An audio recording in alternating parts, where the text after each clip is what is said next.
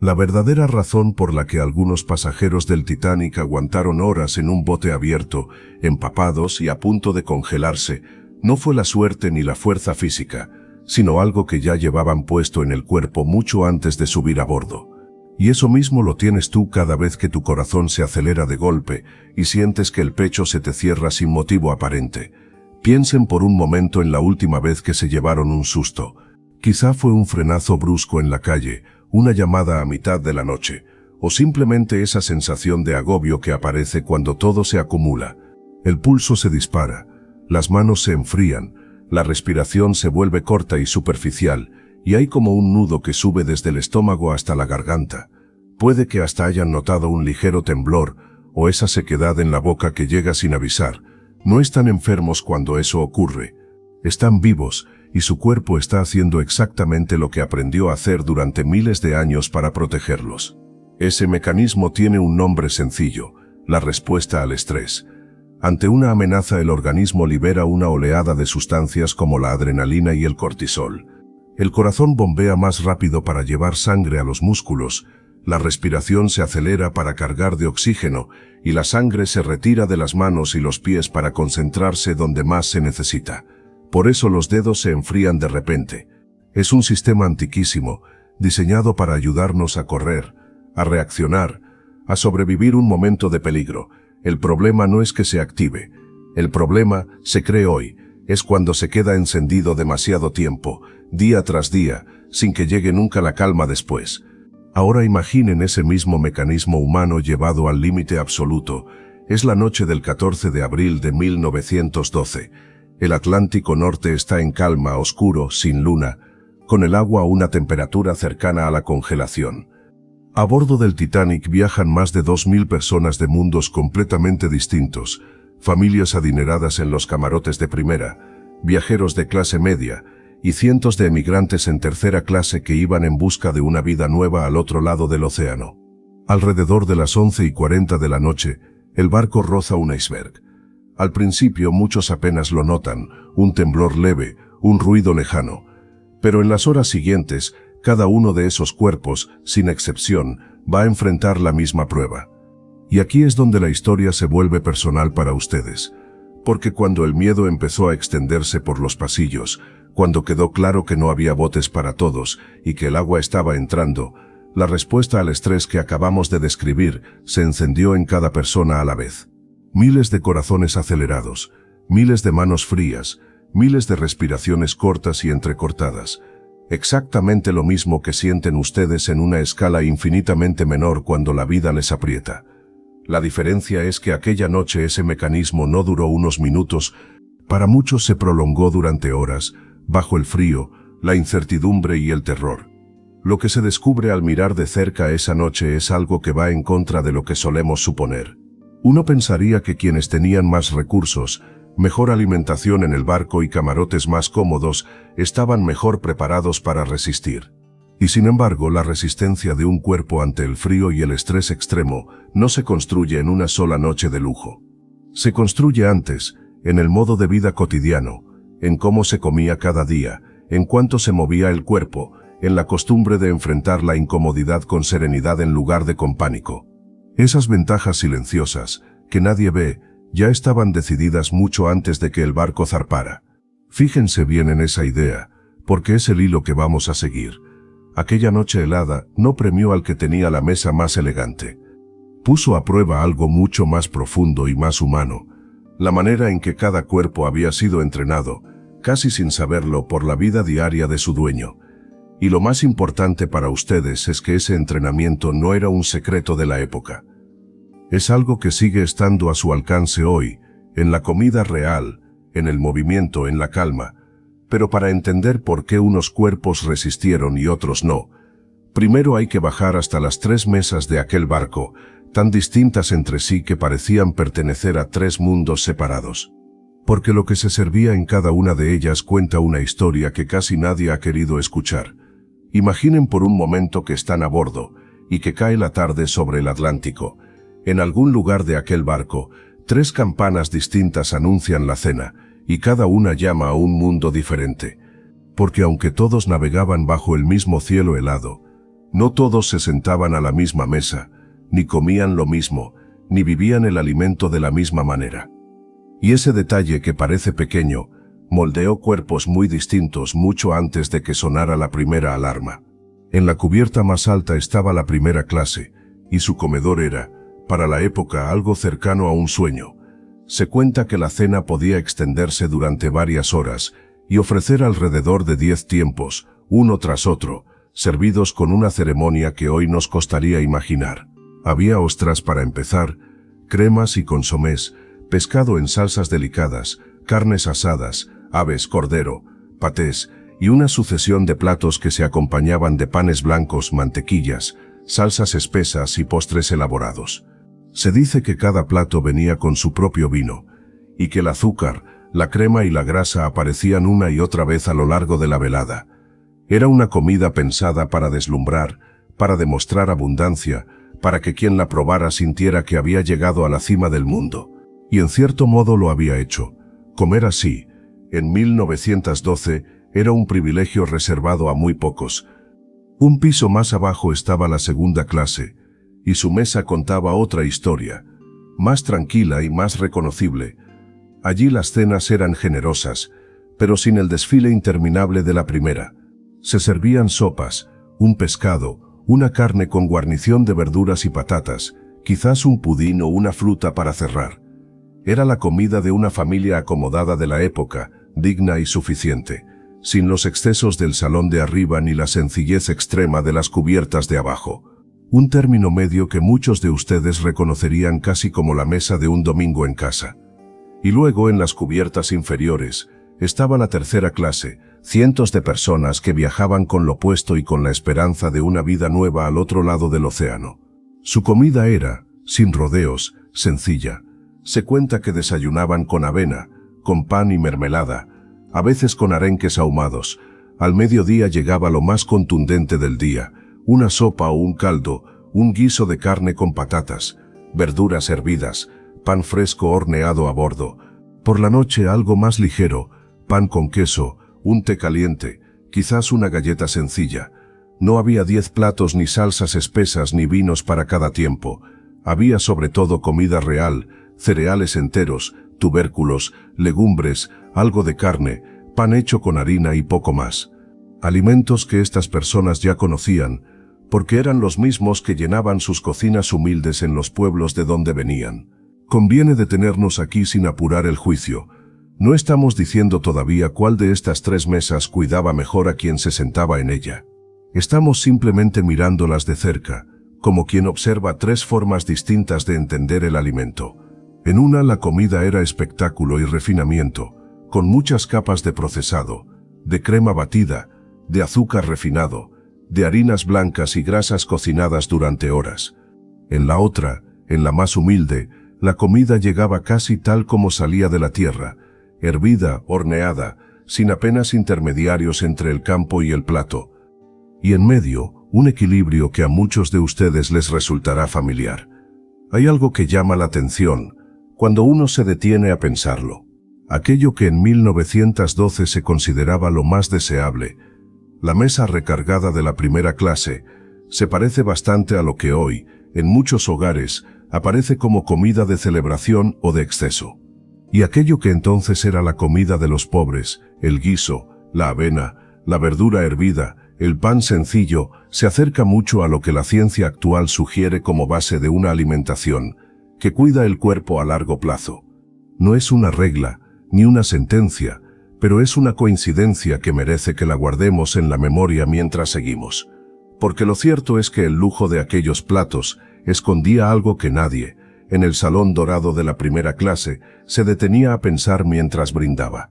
Y ese lado oculto de la abundancia, ese precio silencioso que el cuerpo paga por lo que parece un premio, es precisamente lo que conviene mirar de frente antes de decidir qué mesa preparaba mejor a cada pasajero para la prueba que se avecinaba.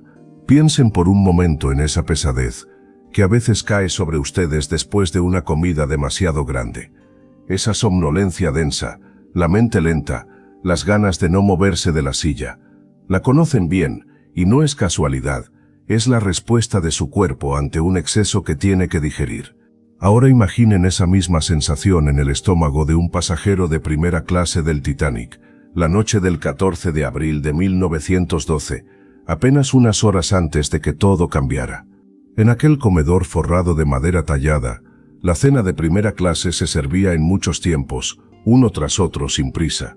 Se cree que aquella última noche hubo ostras, salmón con salsa, filet mignon, cordero con salsa de menta, pato asado, foie gras y una sucesión de postres cremosos rematados con helados, pasteles y frutas glaseadas, todo bañado en mantequilla, natas, salsas espesas y azúcar. Era sin discusión una demostración de riqueza y refinamiento. Cada plato decía, aquí sobra de todo. Y sin embargo ese lujo que tanto se admiraba escondía un costo que en aquella época casi nadie sabía nombrar. Lo que los estudios modernos sugieren sobre este tipo de alimentación tiene que ver directamente con ustedes y con cómo su cuerpo maneja la energía. Cuando una comida es muy abundante, muy rica en grasas pesadas y azúcares, el organismo tiene que trabajar largo y tendido para procesarla. La sangre se concentra en el aparato digestivo y por eso llega esa pesadez, ese bajón de después. El azúcar, en particular, provoca algo que hoy conocemos bien, una subida rápida de energía seguida de una caída igual de rápida. Investigaciones actuales asocian esos vaivenes bruscos con irritabilidad, cansancio repentino y dificultad para pensar con claridad. Es decir, justo lo contrario de lo que un cuerpo necesita cuando de pronto tiene que reaccionar ante una emergencia. Y aquí está el mecanismo, dicho de forma sencilla, porque entenderlo cambia cómo miran su propio plato. Cuando ustedes comen mucho azúcar y mucha grasa de golpe, el cuerpo libera una oleada de energía que no puede sostener, y en cuanto esa oleada baja, quedan más agotados y con menos reservas estables que antes de comer. La energía sostenida, esa que no sube ni baja de golpe, sino que se mantiene pareja durante horas, es la que permite mantener la cabeza fría y el cuerpo firme. Y esa energía sostenida no la da el exceso, la da la comida real, más simple, que se libera despacio. Se ha observado también algo aún más revelador para nuestra historia. Las investigaciones sobre alimentación y estrés apuntan a que una dieta cargada de azúcar y grasas pesadas puede volver más intensa la respuesta del cuerpo ante el miedo. El sistema que gestiona el estrés, el que libera esas hormonas que aceleran el corazón y tensan los músculos, parece funcionar de manera más desordenada cuando lo alimentamos de forma pesada y desequilibrada. Dicho de otro modo, se cree que quien vive comiendo así puede llegar a un momento de peligro con menos capacidad de mantener la calma, con el pulso más disparado y la mente más nublada.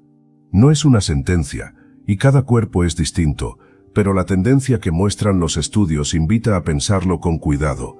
Fíjense en la ironía que guarda aquella noche.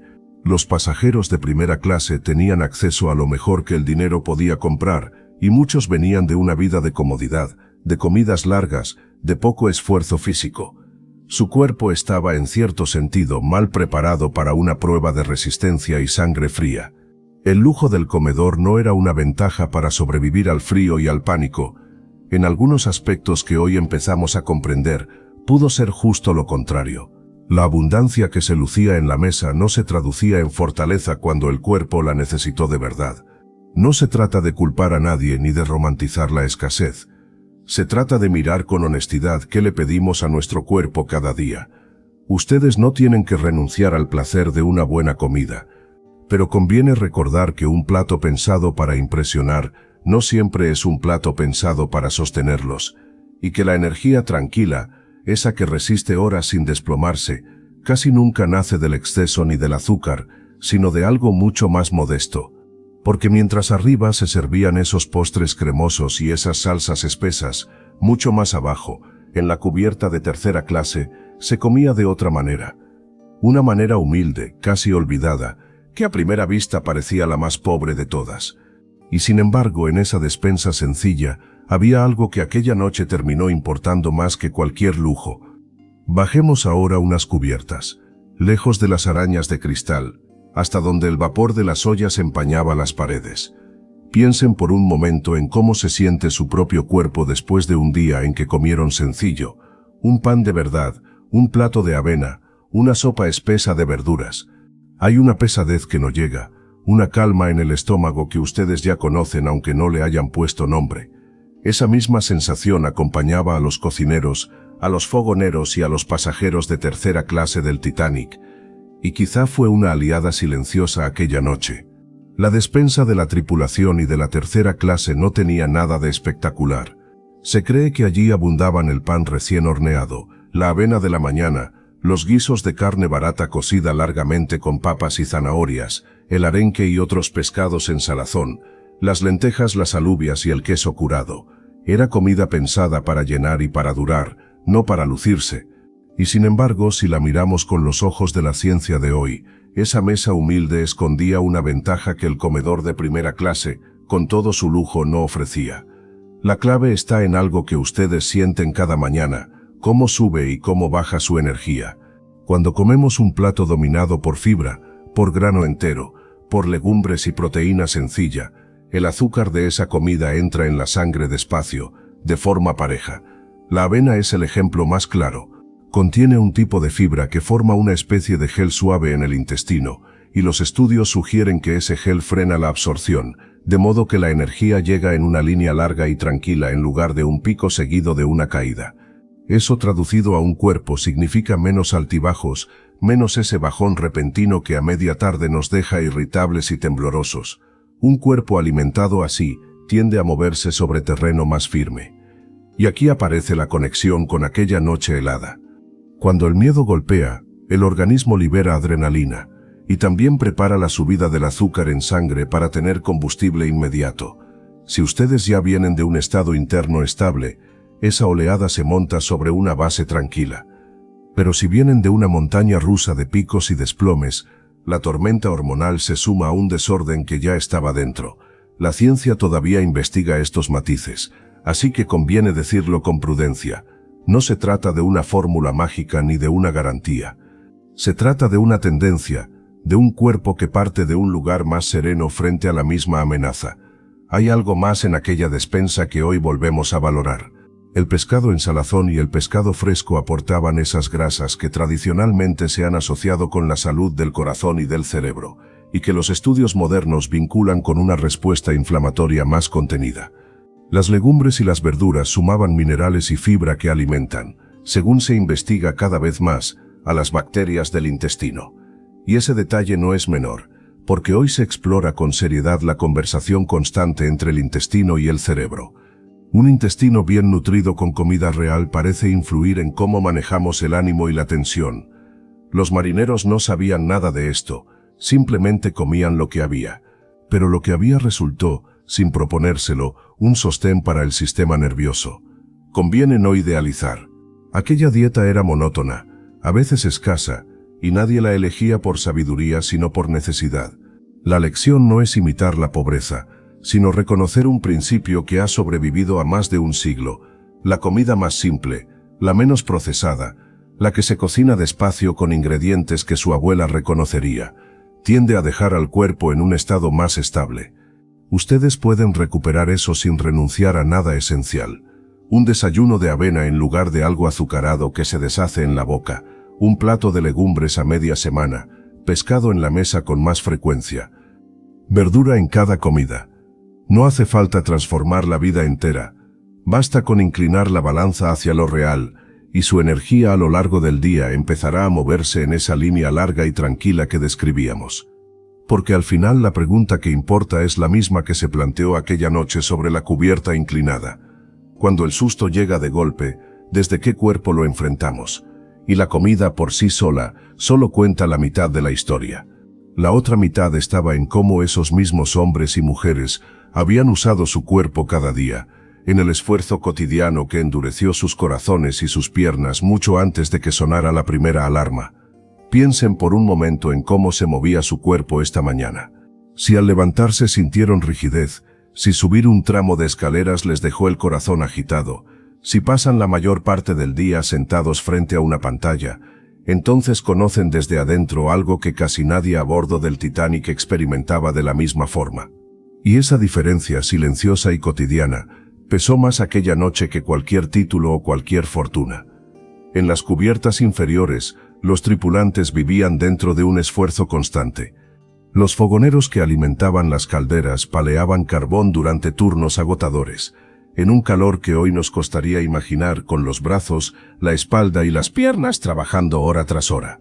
Los camareros recorrían pasillos interminables cargando bandejas, subían y bajaban escaleras decenas de veces al día, permanecían de pie casi toda la jornada.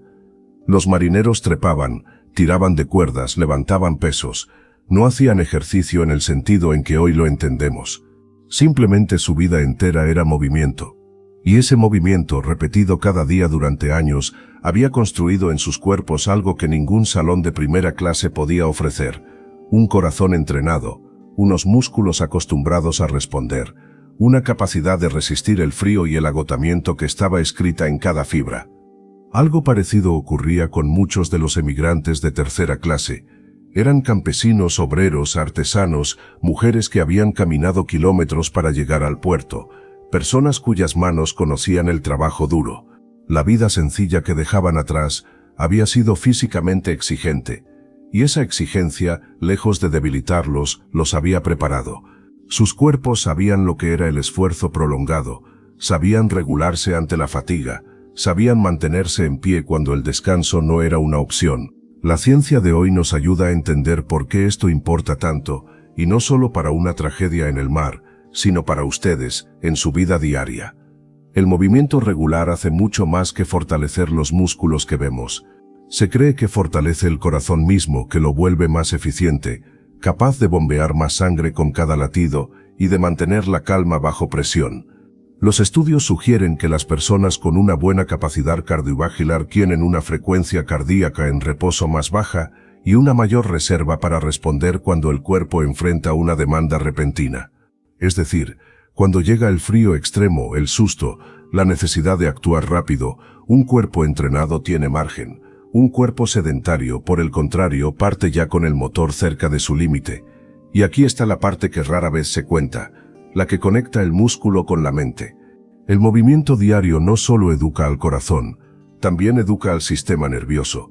Se cree que la actividad física regular fortalece lo que los especialistas llaman el tono vagal, la capacidad del cuerpo de volver a la calma después de una alarma.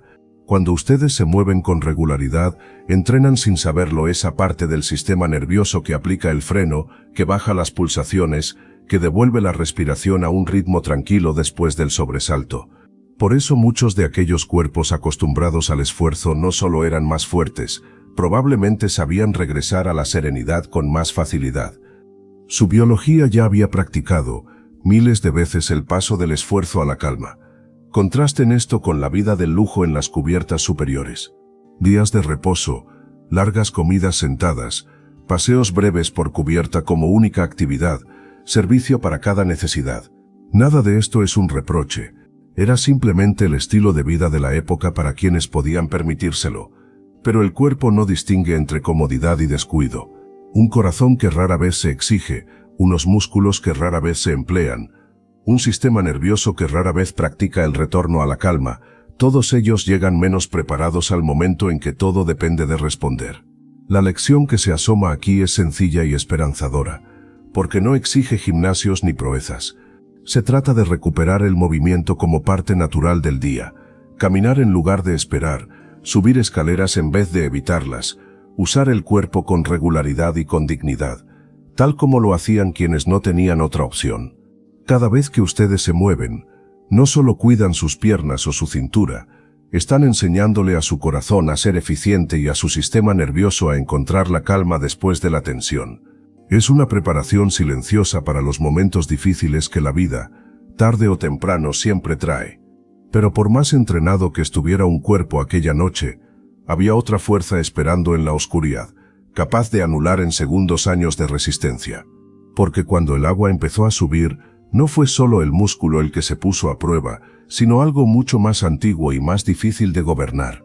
Piensen por un momento en esa sensación que ya conocen, el corazón que se dispara, las manos frías, el estómago cerrado, la mente que corre sin control cuando algo les asusta de golpe. Ese estado que ustedes reconocen en un frenazo brusco o en una mala noticia inesperada, es exactamente lo que vivieron cientos de personas sobre la cubierta helada aquella madrugada. Y aquí está lo que pocas veces se cuenta. Para muchos de los que esperaban en los botes salvavidas durante horas, la batalla no se libró solo contra el agua o el frío, sino contra su propio cuerpo reaccionando al terror. Cuando el miedo toma el mando, ocurre algo muy concreto dentro de ustedes. En cuestión de segundos, el cuerpo libera dos sustancias, la adrenalina y el cortisol, que preparan al organismo para huir o luchar acelerando el pulso, tensando los músculos y desviando la energía hacia la acción inmediata.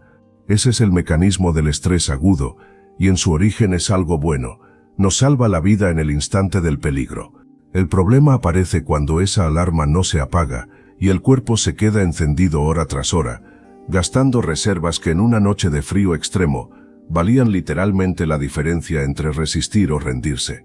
Se cree que aquí se abrió una brecha silenciosa entre quienes lograron mantener cierta calma y quienes quedaron atrapados en el pánico. Los relatos de los supervivientes describen dos mundos dentro de un mismo bote. Personas paralizadas, temblando sin control, gritando o llorando sin pausa. Y a su lado otras que remaban, se cubrían del viento, se apretaban unas contra otras para conservar el calor y hablaban en voz baja para sostener el ánimo del grupo. No sabemos con certeza cuánto pesó cada factor en cada caso, y sería injusto reducir una tragedia tan grande a una sola causa.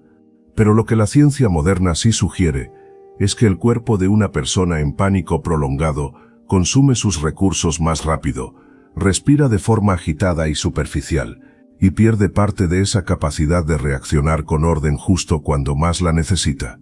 La calma, en cambio, no era un lujo emocional aquella noche. Era una forma de ahorrar energía. Cuando ustedes logran respirar más lento y bajar un poco la marcha interna, la respuesta de alarma se suaviza, el corazón deja de latir a toda velocidad y el organismo deja de quemar reservas como si estuviera huyendo de algo que ya no puede evitar. Ese pequeño control marca una diferencia real. En los botes, quien conservaba la cabeza clara podía tomar decisiones sencillas y salvadoras, acomodarse contra el viento, mover los brazos para generar calor, mantener seco lo que pudiera mantener seco. El que estaba dominado por el terror muchas veces no podía ni eso. Y aquí llega el detalle que conviene no perder de vista, porque es fácil malinterpretarlo. Mantener la calma no significa no sentir miedo. El error sería creer que los que resistieron eran valientes que no temblaban por dentro. Casi con seguridad sentían el mismo pavor que todos. La diferencia estaba en que no dejaban que ese miedo tomara el timón por completo. Tenían un ancla, rezar en voz baja, cuidar a un niño, mantener una tarea entre las manos, seguir la voz serena de alguien que ordenaba el bote. Esos gestos tan humildes actuaban como un freno para la tormenta interior, y ese freno les devolvía minutos preciosos de resistencia física. Lo interesante para ustedes, hoy, es que ese mecanismo no cambió. El cuerpo que se enciende ante una discusión, ante una cuenta que no cierra o ante una noche sin dormir, es el mismo que se encendía en cubierta hace más de un siglo. Ustedes no van a enfrentarse a un naufragio, por fortuna, pero sí conviven con un estrés más lento y más constante, que gota a gota mantiene esa alarma medio encendida durante años. Y así como la calma ayudó a algunos a resistir aquella espera imposible, la manera en que ustedes aprenden a respirar, a soltar la tensión y a recuperar el sueño influye cada día en cuánto desgaste acumula su corazón, su mente y sus reservas. Por eso vale la pena mirar de cerca a quienes llegaron a esa noche con cuerpos ya entrenados en otra cosa. Porque tan importante como la calma del momento, fue lo que cada uno traía puesto desde antes, un modo de vivir que, sin saberlo, los había preparado para resistir. Y bastaba un solo hábito equivocado para echar por tierra toda esa ventaja acumulada. Piensen por un momento en esa sensación que quizás reconozcan, el corazón que se acelera de golpe, la respiración que se vuelve corta y rápida, el pecho que parece encogerse justo cuando más necesitan pensar con claridad. Puede ocurrirles ante una mala noticia, frente a una discusión, o en mitad de la noche cuando un pensamiento los despierta y ya no los suelta. Ese estado, tan humano y tan cotidiano, es exactamente lo que muchos cuerpos vivieron sobre la cubierta helada aquella madrugada. Y aquí aparece el giro que cambia toda la historia. De nada servía tener el cuerpo más fuerte, los músculos más acostumbrados al trabajo, o los pulmones más sanos si, en el instante decisivo, el pánico tomaba el control de la respiración. El miedo descontrolado podía anular, en cuestión de segundos, toda la ventaja acumulada durante años de vida activa. Se cree que muchos de quienes se movían con serenidad aquella noche no eran necesariamente los más robustos, sino los que lograban mantener el aliento bajo control. Cuando la respiración se acelera y se vuelve superficial, el cuerpo interpreta que está en peligro extremo y activa lo que hoy conocemos como la respuesta de estrés. El corazón late más rápido, los músculos se tensan, la mente se estrecha y se fija solo en la amenaza. Es un mecanismo antiguo y sabio, pensado para huir de un depredador en segundos, pero cuando el peligro se prolonga durante horas, como aquella espera interminable en el frío, esa misma respuesta se vuelve en contra, agota, nubla el juicio y hace que el cuerpo consuma sus reservas mucho más rápido. El más fuerte, si respiraba con pánico, gastaba su fortaleza en minutos. Aquí conviene detenernos en algo que las tradiciones de medio mundo intuyeron mucho antes de que existiera la ciencia moderna. En numerosas culturas se transmitía, de generación en generación, la costumbre de respirar despacio y hondo en los momentos difíciles. La abuela que pedía «toma aire», «cuenta despacio», antes de una tarea temida, los rezos murmurados con ritmo lento, los cantos pausados que acompañaban el trabajo duro. No lo llamaban regulación del sistema nervioso, claro, pero sabían que serenar el aliento serenaba a la persona entera. Y lo que hoy los estudios sugieren es notable: respirar de forma lenta y profunda, alargando sobre todo la exhalación, se asocia con una activación del nervio vago, la vía que ayuda a que el corazón recupere un ritmo más calmado. Se ha observado que ese tipo de respiración pausada se relaciona con una tensión más baja en el momento y con una sensación de control que el pánico por sí solo arrebata. El mecanismo, dicho en una sola frase sencilla, es este: cuando ustedes alargan la salida del aire, le envían a su cuerpo la señal de que no hay una amenaza inmediata, y el cuerpo responde bajando la marcha del corazón. No es magia ni una promesa de cura. Es una conversación silenciosa entre el aliento y el nervio que gobierna la calma. Y ahora el error que arruina toda la ventaja, el que quizás muchos de ustedes cometen sin saberlo. Cuando llega el susto, el impulso natural es tomar aire de golpe y llenar el pecho, respirando alto con los hombros. Ese gesto, en apariencia lógico, hace justo lo contrario de lo que buscan. Refuerza la señal de alarma, mantiene el pecho tenso y perpetúa el estado de pánico. Respirar rápido para calmarse es como echar leña para apagar el fuego. La ventaja de un cuerpo sano se desvanece cuando el aliento sube al pecho y se dispara. Aquellos que aquella noche mantuvieron la cabeza fría no llenaban el pecho de aire a bocanadas, sostenían un ritmo más lento aunque tuvieran miedo.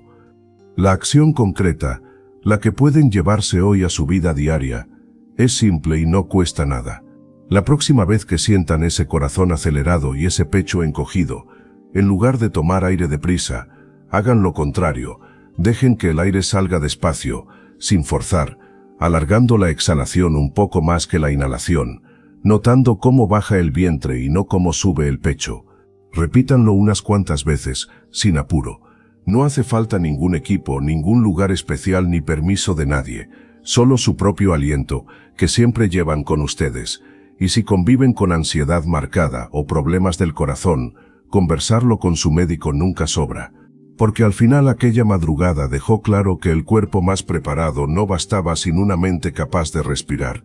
Y esa lección, tan antigua como la humanidad misma, es quizás la más valiosa que aquellas horas heladas nos entregaron para cuidar hoy nuestra propia vida.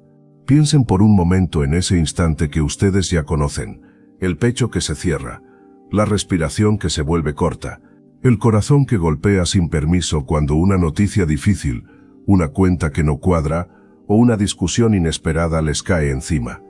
Ese apretón es el mismo mecanismo antiguo que se activó en cubierta aquella madrugada de abril.